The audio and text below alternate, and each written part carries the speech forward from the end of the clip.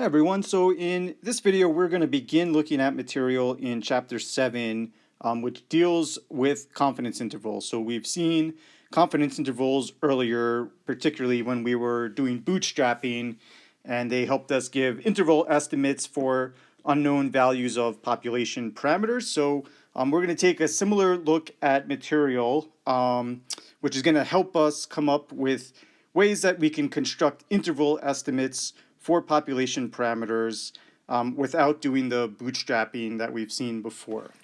So let's kind of consider the question. Maybe we want to know what's the average age of a person who's infected with COVID-19 in the United States. So over here on the right, we have some data, and this data comes from the CDC, so it's a reliable data source. But over here, all we're looking at are people that have gone to the hospital. So people have checked into the hospital, they record their age, and then based on the severity, they might be released, they might be admitted into intensive care, and in the worst case, maybe they die. But again, this is not going to give us a good indication of the overall distribution of infected by age, because we're really only looking at people that have gone to the hospital. And so if we want to get a sense out of this for the whole population, this would mean including people that have never gone to the hospital. Either we would have to test the entire population, and we see why there's lots of logistical reasons why we might not be able to do that. And so another way that we could try and come up with this estimate would be to pick a random sample, the larger the better. And in the case of doing a hypothesis test, maybe we have some idea about what this value might be, and we can set up a hypothesis test to test some competing claims. Like maybe I think the average age is less than 75 years old. Then we could test some claims about that. But oftentimes, like in the case of COVID-19, we might not have any idea. This is a new disease. We have no idea what this distribution is going to look like, or necessarily what the average is. So we have no claim about this population. So instead, what we might need to do is set up an appropriate model, come up with estimates for the parameters in that model, and then construct an interval estimate. So the thing that we want to model in this case would be the sampling distribution. And so we've seen how we can approximate that by running simulations in bootstrapping. So the difference in this chapter is we're going to use models that we think should be good estimates for the sampling distribution as a means for constructing these interval estimates. So let's kind of continue on this sort of idea of how can we come up with an estimate for an unknown population mean. Okay, so if you're kind of sick about hearing of COVID-19 these days, let's take a look at an analogous example where the methodology that we use could exactly be applied to a situation like estimating the mean age of infected people with COVID-19.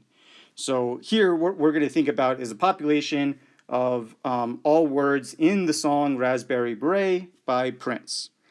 And so each word in this song has a certain number of letters in it. And so what we want to estimate is what is the mean length of all words in Raspberry Beret.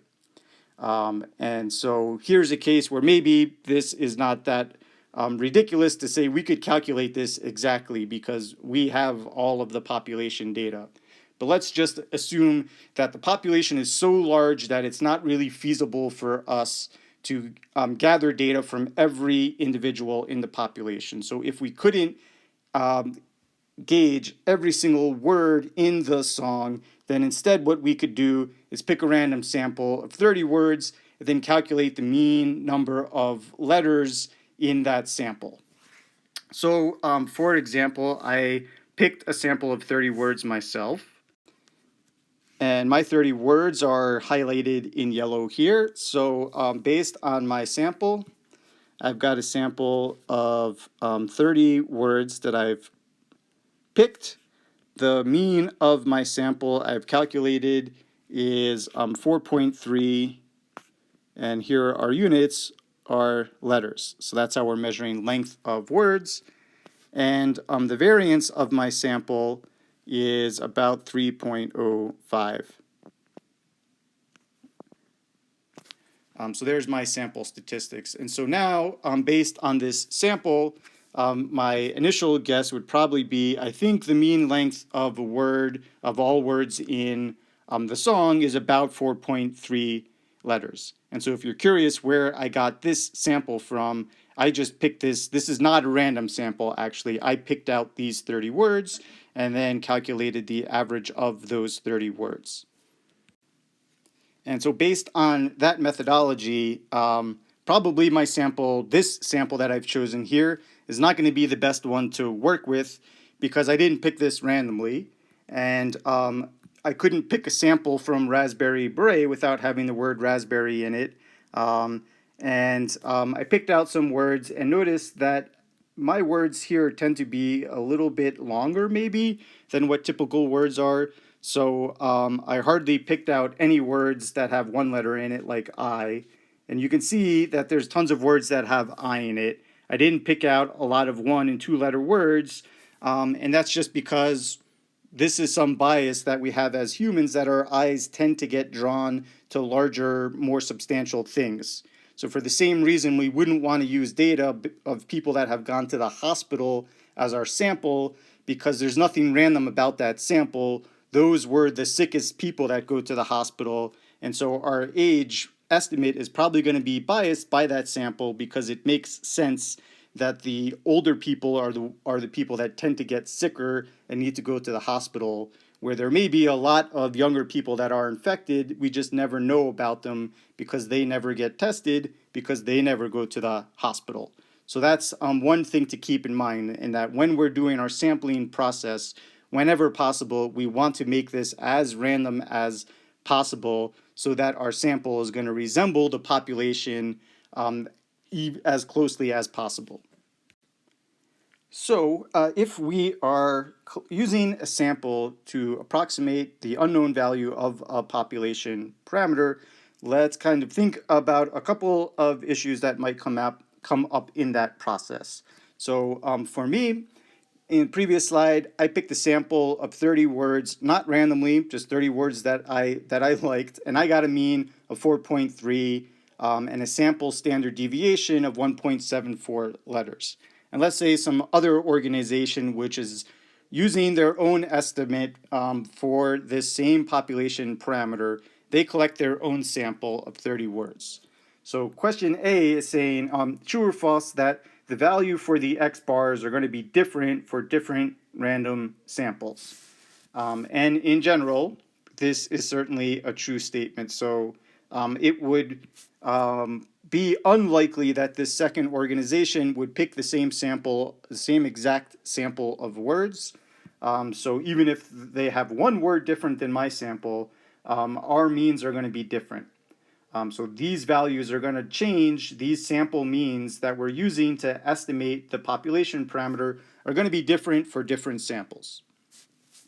The next part B is saying true or false the value of mu, which is the population mean, will be different for different random samples. And that is a false statement there.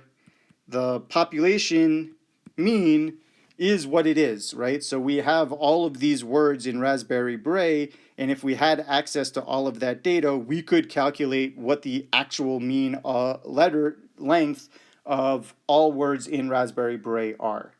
And that would be the same regardless of my sample of 30 words or the sample of 30 words that another organization picks. So the point here is that the bullseye, which is the population parameter, that's a fixed target. And what is varying is the sample that we pick to estimate that target. Okay. In part C, it's asking us to prove that the probability of X bar going 1.96 standard errors below my sample mean to X bar going plus 1.96 standard deviations above my sample mean, that the probability that mu falls between those two values is 0.95. So if we want to prove this statement, we can do this algebraically. So for example, the first thing I can do is subtract x bar from here, here, and here. So if I subtract x bar from everything, we're not going to change the inequality, the relation in the inequality. We're just going to change where that inequality is centered. So I could first of all subtract x bar from the first term, which would give me this. I subtract it from the middle term, which was mu, and then I subtract it from the upper limit, which was that. Okay, and so keep in mind that this value over here, that's measuring the spread in the sampling distribution for the mean. So that's the standard error. So just by subtracting x bar from everything, we've just kind of shifted the inequality here. And now the next thing that we can do is divide everything by the standard error. So that would give me 1.96 over here. And now in the middle, we've got mu minus x bar over sigma x bar. And over here, I have a positive 9.6. So by subtracting x bar and then dividing by sigma x bar, we've got this equivalent inequality, and this over here is actually the z-score of x bar. So if I replace that middle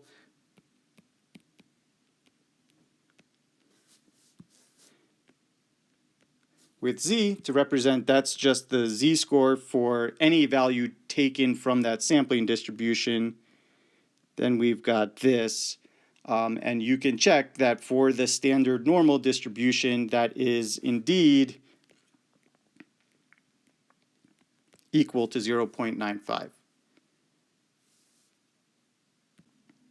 So what does all of this tell us? That's what part D is asking us to interpret what this interval means. So if I pick a sample, and from that sample I calculate a mean, and that mean is given by x bar.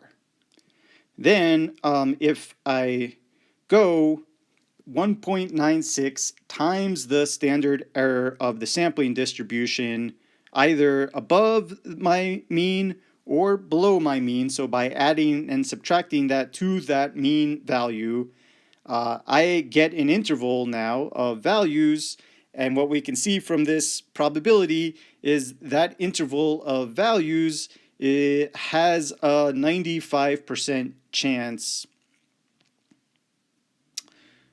of successfully containing the value of mu, which is the parameter we were trying to estimate. Okay, so what I can see again, just to say that again, is by going 1.96 times the standard error above and below the mean that I calculate from my sample and constructing an interval in that way, that interval is going to capture the population mean 95% of the time.